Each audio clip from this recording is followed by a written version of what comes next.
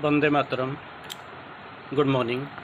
The topic of this morning's great discussion will be on love in the wilderness made Savitri.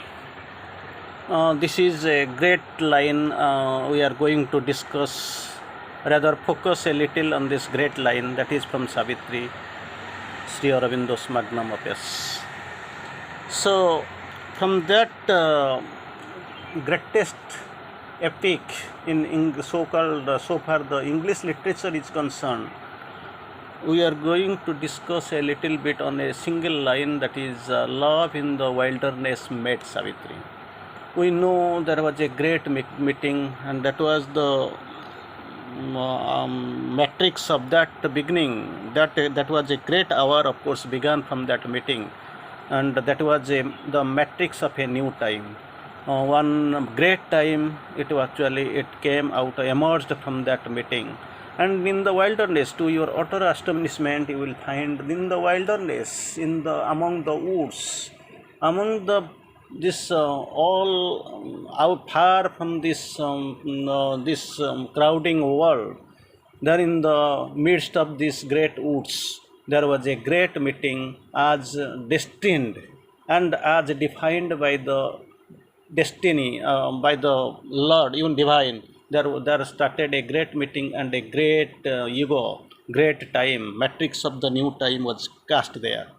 So we'll see on this occasion, after Savitri, she was in quest of Satyavan, of course. That time, of course, the chosen one, the who was the prefixed one, for whom the unknown lover, he is awaiting somewhere in the unknown, as per the description by Savitri's material human father.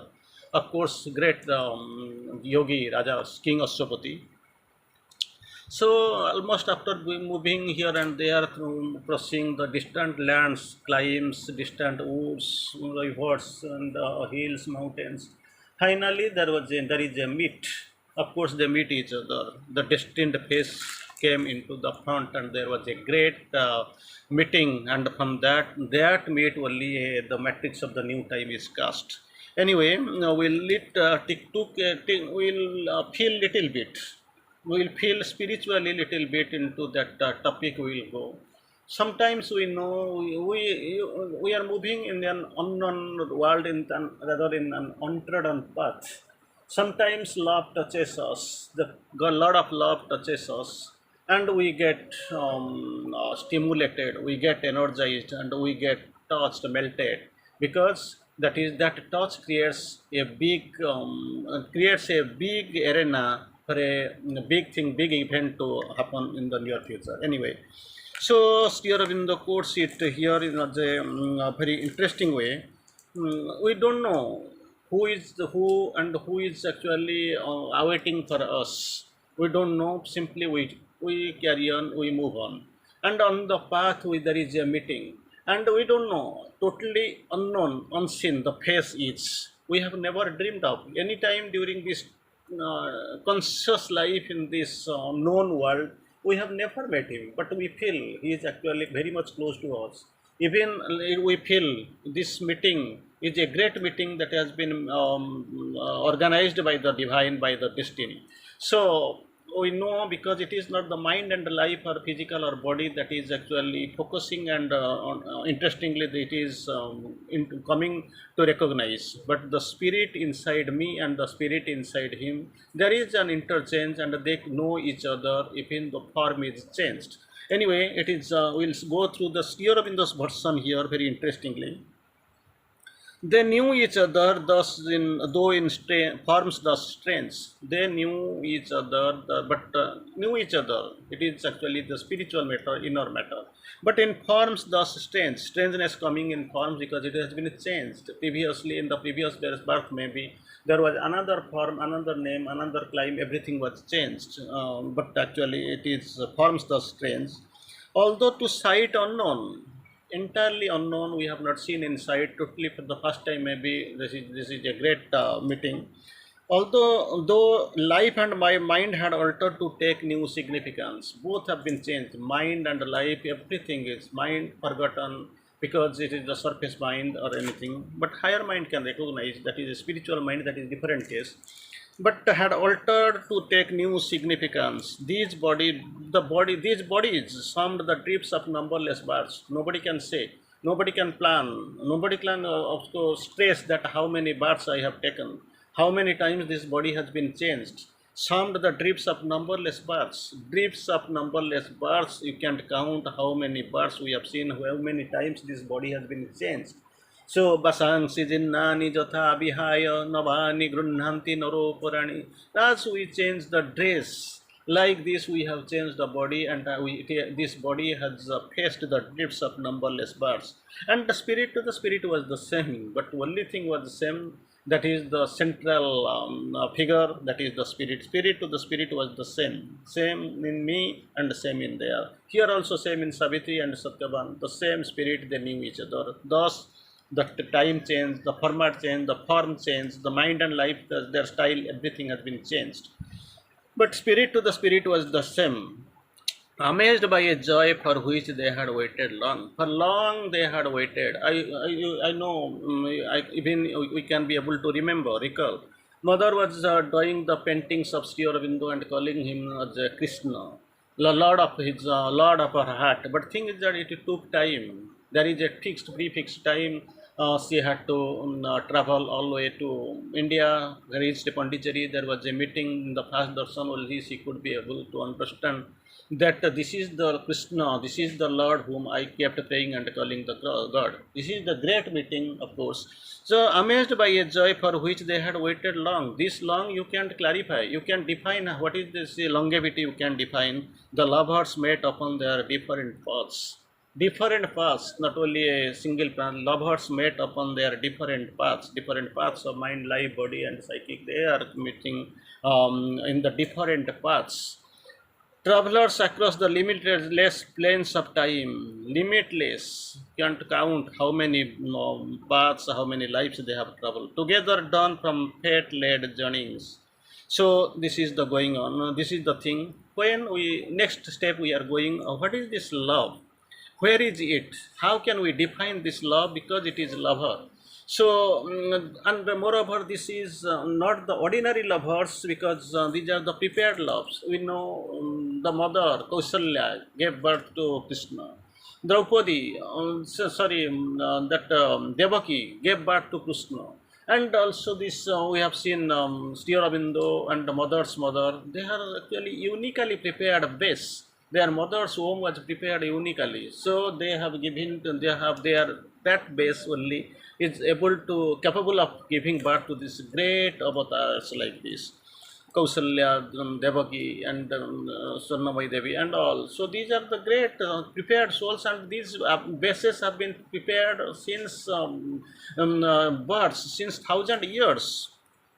Sharing the quotes in his own language, own great languages, lines Sharing has quoted. Rare is the cup fit for love's nectar wine. Rare, very rare, very few, even it is not at all possible. Rare is the cup fit for love's nectar wine. Ordinary vase can hold anything, but love's nectar wine, that to be contained in a cup, that is too rare. Then again, one more step here in the proceeds, as rare the cup vessel that can hold God's birth. Initially, love's nectar wine. Secondly, God's birth. For that, the vessel is as rare, still rarer, because this is only, we know Kausalya, Devaki, Swarnamai Devi, like this. These are the symptoms we can see. Even the human mother of our mother, divine mother. Then a soul made ready through 1,000 years. Soul made ready through 1,000 years, not the flickering of souls, not instantly they have come, that is different. But these souls who are actually representing the incarnations, and especially the incarnations of this supramental age, Mother and Sri Aurobindo, a soul made ready through 1,000 years, is the living mood of a supreme descent. That is the living mood to which not dead. This is a not abandoned. Is the living mood for a supreme descent. So descent they come they descend. Then what happens, what about our, when we discuss about the love and the lover, unknown lover, met upon the untrodden path, so many things unknown and all, but things are originating the centering around a word that is love. What is that love then? Sri Aurobindo course very interestingly defines love brought down power of eternity to make of life in his new undying base. Love, it is a pre-preparation, it is a prefigured incident, it is a of course designed lila. Love brought down power out of eternity, not here it is staged, to make of life his new undying base. Then his passion surged away from fathomless deeps. Just imagine how it is a great incident out of eternity to make up life a new undying base. New base and undying base. For that, exactly, life brought down power out of eternity. That power is brought down by the love only, by the divine love, not only any ordinary human love or perverted love which we are finding in this lower atmosphere, hemisphere. So again, Sri Aurobindo, after a few lines, Sri Aurobindo so beautifully quotes here, and very resplendent line, very golden line, very gorgeous lines on while defining love. So there is a power within that knows beyond our knowings. We are greater than our thoughts. We feel thought is all, whatever we know that is correct, we know more and more, but actually our knowings, we are greater than our thoughts. We here means this is the thought that is coming from within. This is psychic thought, that we are greater than our thoughts, because psychic being it is psychic being, it is well inside us behind the heart. But thinking of our thoughts, it is coming from the surface mind or something. So far, we are not that conscious, or we are not reached that zenith of the higher consciousness. To live, to love are the sign of infinite things. To live and to love are the signs of infinite things. Then Sri Aurobindo defines love. Love, a glory from the eternity sphere. It was there, it was like a glory, it was in the eternity sphere. That came, that descended here, but actually unhappy and sublime. What happened here? Abased, disfigured, mocked by baser mites. Here the entire arena, entire field is filled by baser mites. Baser mites, that what they do, this great love, glory from the eternity sphere, abased, could not stand on the right base, disfigured, lost its figure, and mocked. That people are mocking like anything, like Radha and Krishna. Krishna, akarsayati iti Krishna, aradhayati iti Radha. But thing has been written in vague terms, so many mockings only. The love has lost its figure, disfigured and all, abased. Where it used to the divine love is now perverted into a human love, packed with attachment, desire, sex, so many things, ignorance. So anyway, we'll go a little bit ahead. So where the love here actually dwells, where it is the base. So in the course here, love dwells in us like an unopened flower. Unopened flower, that is like a kolika, that is a very unsprouted one. So love dwells in us like an unopened flower, awaiting the rapid moment of the soul.